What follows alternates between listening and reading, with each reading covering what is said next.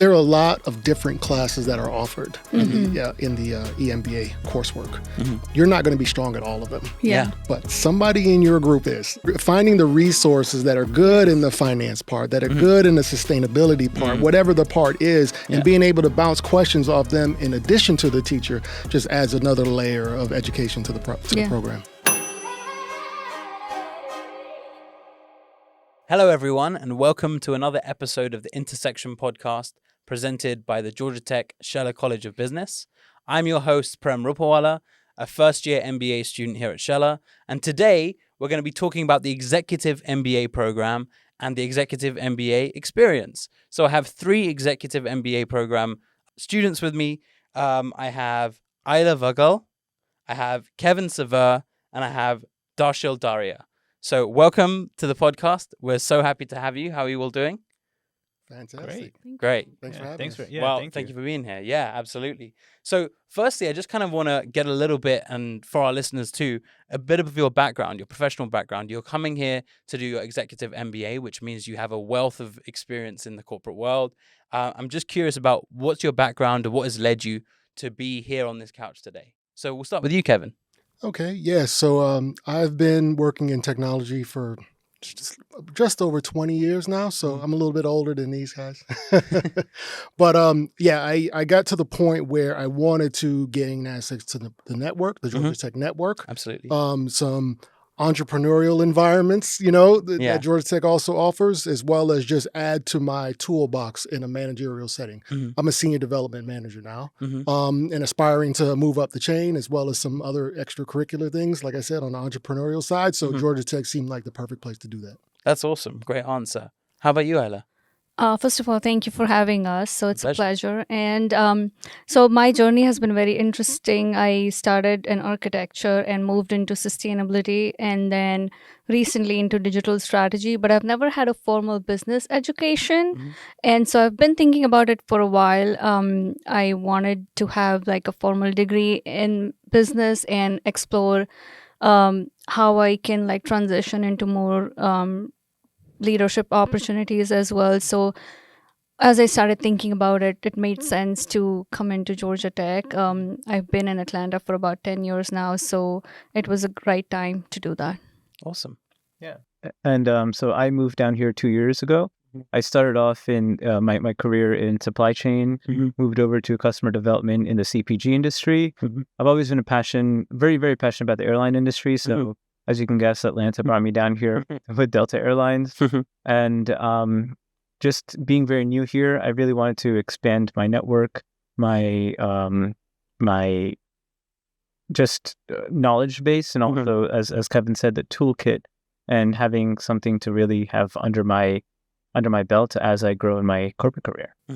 So, Kevin, you kind of alluded to this already when you first kind of gave your answer, but I'm just curious for all 3 of you, how did you kind of evaluate that Scheller was the right place for you when you were looking to do your kind of executive MBA? Did you look at other places? What really stood out to you about Scheller, and why did you choose it? Yeah, that's a very good question. Yeah, I looked at a few places, got accepted to a few, Nice. but I settled on Scheller. First of all, the return on investment is crazy. Yeah. Well, yeah, of course. That's always a big crazy. factor. Yeah. And also, it's in this area, if you're working in technology, you got to go to Georgia Tech. Yeah. It was, once I started really looking at where the rubber met the road, it was a pretty easy choice. Awesome. Makes sense. Yeah, for me, it was, so he said about technology. For me, it was the other global business. So I work at Mars currently, and it is a global organization. And I started there in 2021, and I realized like in order for me to be a little bit more attuned to like the global environment and at the same time like have a stronger foothold in the business world, I really needed the formal education. And then when I started looking at different programs, I think the one great thing about Georgia Tech is the 2 tracks that we have, and they should really, that's the USP of the program. Like they should, I feel they should market that a little bit more. So when I looked at how the global business path was structured, that was one of my driving reasons for choosing this. Awesome. Yeah. That makes sense. I'm also on the global business track with Ayla. We're actually in the same capstone project. Cool. But one of the things that drew me to Georgia Tech was, one, the vast network within the Atlanta bubble, but then also the fact that there's a cross-section between, actually a beautiful cross-section between technology and business, where while I might not be on the management technology track, there's still a lot of interlap or like intersect with the students on that side. I think the way that the cohort is built and the program is kind of very regimentedly laid out, we have a good mix from the first year. And then once we get into our respective tracks, we then really focus in. And I think that's what stood out to me as well. Awesome. Well, that's great. And now I'm just a little bit curious about, okay, now you're in the program. Yeah. What is your experience like? And I'm just kind of curious, like, what has kind of surprised you the most about the Executive MBA? Was it what you expected? What was kind of stood out to you as, you know, things that kind of took you by surprise? Yeah, so one of the things when you think about a business program is that it is going to be intellectually challenging. Yes. And that's expected, right? But at the same time, like I would think that it is also challenging to you at a personal and human level too. You will be tested so much on like emotions and how you handle different circumstances. And there are times that you wouldn't even know that how resilient you are and what you're capable and built for. So that's really one thing that stood out. It's like I'm a different person than I was a year ago, and I feel that has a lot to do with less about the frameworks and the systems and the things that you intellectually study, but more about who you are interacting with, the people and the connections, and people who deeply like impact you in ways that you wouldn't even imagine. So you kind of absorb that a lot. That's awesome. Really, really interesting. How about you, Kevin? Yeah, I would say that there are probably two things. One are classes that I didn't think I would be very interested in. I was very interested in, like sustainability. I didn't know I had a desire to venture into that space at all, but the class was so enlightening. It just drew me in. Wow. Yeah. And the second thing is that when you sign up, they tell you that the other people in your class are going to, you know, add to the class as much as the teacher does. And you kind of say, yeah, okay. But the people around us are amazing. Like they have some very serious careers. They're really good people. They, you know, like Ayla said, just the impact of the people on you when you're going through the program, professionally as well as personally, has been fantastic. That's awesome. Yeah. No, just going off of what Kevin said, I think the people are the biggest surprise for me. Yeah. The reason why I chose the Executive MBA program was because, just that point, Kevin, there's a lot of folks that just have a wealth of experience in different industries and many, many years. And so for me, relatively newer in my career, right? Like I'm maybe 7 years of work, and the average is maybe 14, 10 to 14. Learning a lot from different folks, different perspectives, again, not just from the professors, but then also from the people that you're meeting. And I think that was the biggest takeaway, is like, you know, really building that network and learning from those folks. I mean, all of you actually touched on something there around kind of particular classes that kind of surprised you, that, you know, stood out. Is there anything in particular about that sustainability class, for example? Or is there any particular class for the rest of you that stand out? Why you think it kind of stood out to you?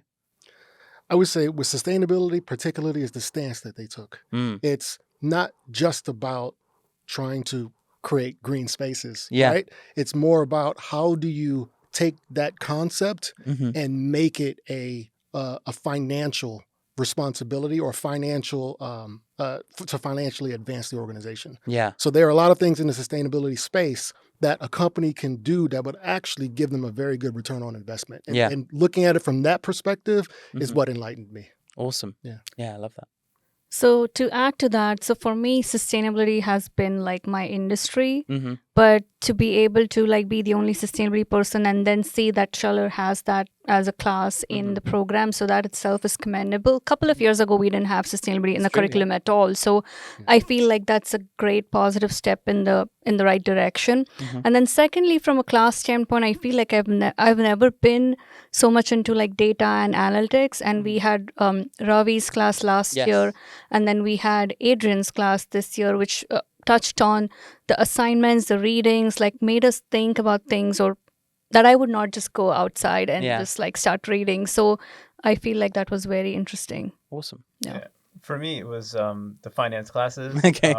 That was never been my strong suit. Okay. But JG, Go Jackets, Yeah. and Professor Clark as well. Both Yeah. of them really helped to reinforce that, financial management. Mhm. The also shout out to Debbie Turner as well. Okay. All the accounting classes as well. Yeah. There's a lot of good reinforcement there, where just having that having that those subjects back in life really helps to then take that back to the corporate world and really understand what you're doing and why you're doing things. Mhm. Awesome. Well, one thing I also wanted to kind of ask, maybe even selfishly as a full-time MBA student, one thing that I've loved obviously around kind of my program is the fact that I'm around such great peers. But the work experience that a lot of my peers have had is less than kind of what your peers have. I'm just curious, like you're going into a program with people that are, really grown in their career, but also want to take that next step. They have that ambition. For you, what has that dynamic been like, being around such types of peers and being able to show kind of the wealth of knowledge that you have too, but also learn from others on top of professors in the classroom too? What has that dynamic been like for you? I think it's very humbling. Okay. So deeply humbling. It makes you so sometimes when you're so for example, I can use, like, if I've been in a sustainability world, you start thinking very idealistic. Yeah. And you cannot like understand why this can be done a certain way. Everything should be done this way. Yeah. But then when you are around peers and who have a different perspective, and then you start thinking about, okay, that's another way to think about it too. Or you understand the why much more, that why certain things are done a certain way. And then when you go back into your office, like, you have a broader lens. Like, if you want to start an initiative or if you want to propose something, you have a much more broader sense. But overall, I think working among such a diverse group, from like even from age to like experience to industries, it's one of the most humbling experiences that deeply impacts you and sort of like grounds you. It brings you back to the ground. That's cool. Yeah. Can you repeat the question one more time? Yeah, so just more about how working the experience of coming back to school with peers that are also have such a huge level of wealth of experience from different perspectives, on top of the kind of just the classroom, and coming back to learn new functional areas too. Yeah, no, just like I said earlier, I think that was one of the takeaways for me. I think humbling is a great word. I think everyone has so much to offer, and everyone has such a different perspective and take. Yeah. And so being respectful, trying to understand, opening your mind to what someone else has to say from a different lens. And I think that's really the best part, because there's been times in class where you have those heated debates. Yeah. And you really got to understand that, while this may not be your take, there's many other people that are coming with different perspectives. And I think having that open mind has been really, truly humbling. Awesome. Yeah, I would say it's really difficult to give an answer different than theirs. Yeah. So I would say one of the things that immediately came to my mind when you asked the question was, when you're working in groups with a bunch of other leaders, there's a different approach you need to take. There's a lot more give and take. Again, the different perspectives and trying to weigh those, because everybody's smart.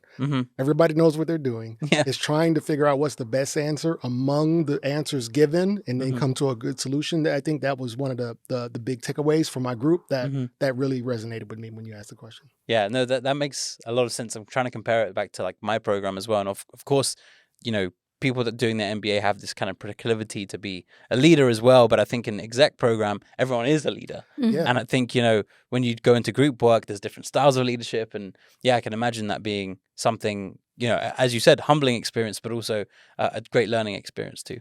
Absolutely. Yeah. It is humbling, but it is also, it'll show you the things that you haven't done before. And so it gives you the confidence, because there are classes that you have never, whether it's finance or whether it's some other class, and you have not done. And then when you do it, you sort of feel a sense of like, oh, you achieved something. Yeah. And even if it's calculating I don't know, NPV, like so if you have never done that before, so working around those peers, it also builds your own confidence and strengths too. Yeah. That's an Excel function, so yeah. For some, well, for some, but for others, that's a milestone. I'd like to piggyback on that just for a Of second. course, please. Yeah.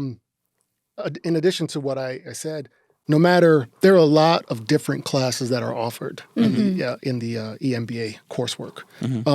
You're not going to be strong at all of them. Yeah. But somebody in your group is. Yeah. So finding the resources that are good in the finance part, that are good in the sustainability part, whatever the part is, and being able to bounce questions off them in addition to the teacher just adds another layer of education to the program. That's awesome. Well, that's great to hear. What I'm curious about now then is there anything that you've been learning in the classroom or from your peers that you kind of have been applying directly to your current daily work life? 100%. Yeah. I think from a change management perspective, dealing with difficult situations, both in the school and then in the workplace. I think that the people dynamics is one of those big things where it's like because everyone is so, everyone has that leadership mindset or actually type A personalities, how do you manage that and how do you really work through that in a corporate setting? And, I think that was a really big learning, and what I was able to take away from here is like the group project dynamics is bringing that back to the workplace and learning how to work with different people, different teams, cross collaboration both internally and externally. So that was a really good learning. How have you have you found, sorry to just dive into that a little further, just has there been any kind of, what specific things have you found has been helpful when you're taking those learnings back to work? Yeah. I think conflict resolution is a big one, right? When you're trying to deal with two parties that don't agree with each other, but you do want to listen to the other party's take, and you want to give your own take, and then how do you pitch what your own take is, and how do you put that to make sure that the other person understands what you want to get out of that as an outcome, right? Yeah. And I think everyone has their own opinions, and making sure that the others is respected, but then the ultimate win is making sure that you're able to really get through your point. Right? Yeah. And I think that's been one of those examples, is like when you're feeling that conflict resolution or the conflict, being able to resolve that in a very, let's say, diplomatic? let's in a very diplomatic manner. Yeah. Yes. Cool. Yes. Nice. You guys choose who's going. I'll take a stab at it. Sure. So I would say I'm gonna give a shout out to Dr. Frank Rothamel. Okay. Yes. The strategy class. Yeah. Being able to take, you know about SWOT analyses and that type of thing. You can pick those things up, but being able to really chart a course within my organization using the tools that he offered us. And then now we're in a class, there's strategy execution, which is another layer on top of that. So really starting to, once you develop a plan, the plan is not going anywhere if you don't implement it, right? And find a way to execute it the right way. So going through that phase now, it has really opened my eyes. It's really been tremendous. And I am using it at work. That's awesome. That's great. I think one of the things, not particularly of a class, but just about the program, and it's that you think of it one way, but then towards the end of it, it is something else. So managing that ambiguity and then being okay with it. So today you talk something, then the next week that doesn't happen. Yeah. And so that goes for people as well as some of the courses that you thought were going to be a certain way. Yeah. And being okay with that and staying grounded and just responding and being prepared to whichever way it goes, you are trying to stay centered and address that in the best possible way. So that goes for like taking that back to work on how you are dealing with people as well as the projects. Sometimes in projects, things don't happen the way you thought they were going to. So that's pretty much been like the theme for the program itself as well as the people. And so you take that back to your workplace as well as your personal life as well. So that has been something that I've really learned to just manage the ambiguity, go with the flow and still stay centered. And well, that actually leads me on really well to my next question, because it was going to be about how do you balance it all? Because all of you very busy people. You have demanding jobs at big companies. All of you work at huge companies, actually, and also are now doing your executive MBA program as well. It's a lot to take on. Yeah. So how have you been kind of able to, and what are good strategies have you found for balancing it all? The demanding work, the personal life, and also the program. So from a strategy standpoint, I think personally for me, like workout and music has helped a lot. Okay, like awesome. Music and workout, somebody inspired me to do that and stay very consistent with that. So that's helped. But otherwise, I think,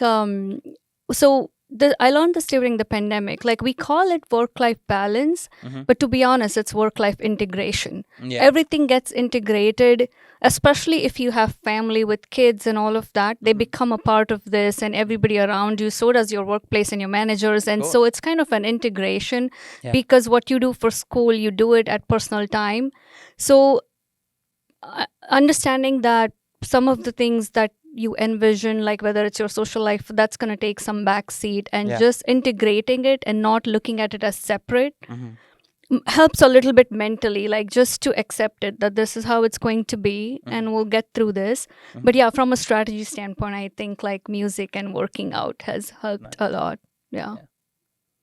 I will say I've kind of partitioned pieces of my life. Okay. So Sunday is family day. Okay. I try not to do any schoolwork on that day. Nice. It kind of bites me in the butt during football season because I missed some games. But that's the day that we do the family stuff. Nice. But I do at least a little bit of studying every day. Okay. Even days I'm tired and whatever, I set that time. It's on my calendar. I study and I try to stay ahead of my assignments because that falling behind creates way too much stress. On top of, working stress and all that, it starts to snowball on you. So just really trying to stay diligent about my schedules and how I approach all three worlds has helped me tremendously. Yeah. That's awesome. Yeah.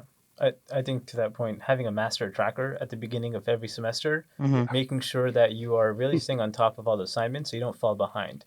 The program is very rigorous and there are many like different layers to it. And I think for me, the balance is, yes, partitioning, but then also being able to sacrifice, right? There's always trade-offs that you have to give. Yeah. For him, it's family time. For her, I guess it's, kids time, I guess. Right? It's mostly like the me time, right? The workout time is your time. Like you have to take time for yourself to be able to because then you'll feel like you accomplished something and then you can go back and give 100% to the kid time. Though I will be completely honest, sometimes I do feel like a part-time parent this year. Like you have to, like you'll feel guilty and you have to, I feel like you just have to be okay with it and manage those emotions and get help for managing emotions if you do need to, because mental health and emotional health is a big part of this. So whatever your outlet is, whether it's your friends or whoever that you can confide in or like counseling and stuff, like that's important too.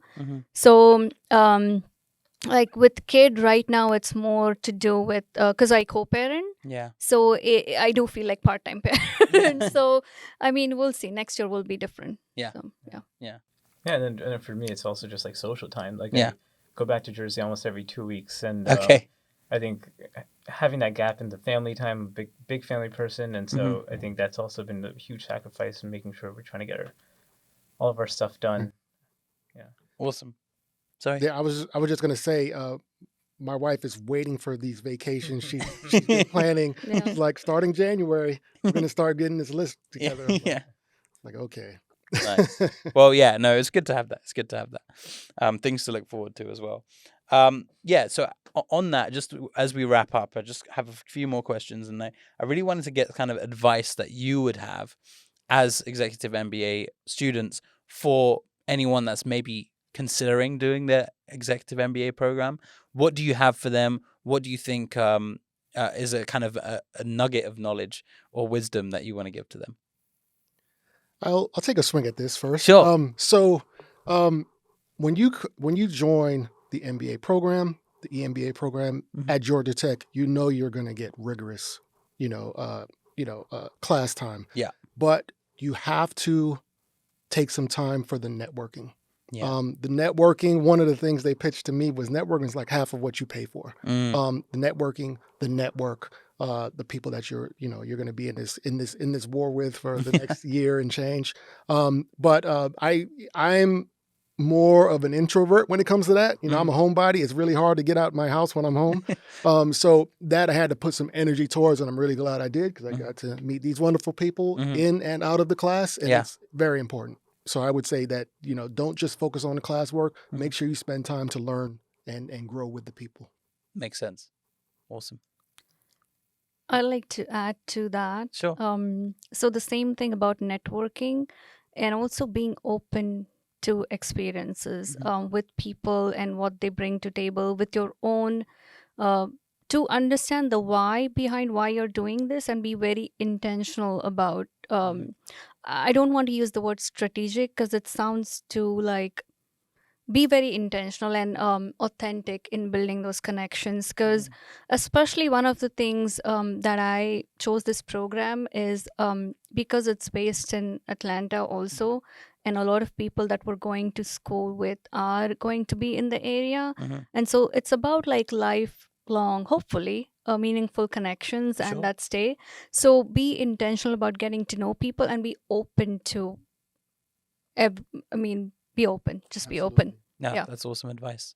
Yeah, I think being very transparent with your ecosystem, letting them know what's coming. We take a 2.5 week international residency trip. Yes. And on top of, a work-life integration that Ayla talked about, that does take a lot of time. And then, there's, I think, another trip later in the fall. So it's like making sure that you really, on top of the schoolwork, on top of the work, on top of travels, etc., making sure that you're really being clear with expectations of what your family, friends, loved ones can expect, because this year and a half is a very rigorous one, but it is extremely rewarding. Yeah. So when you're done with it, and when you're close to that capstone presentation, or you're close to that graduation, it feels like we can take those vacations that Kevin was talking about. Yeah, absolutely.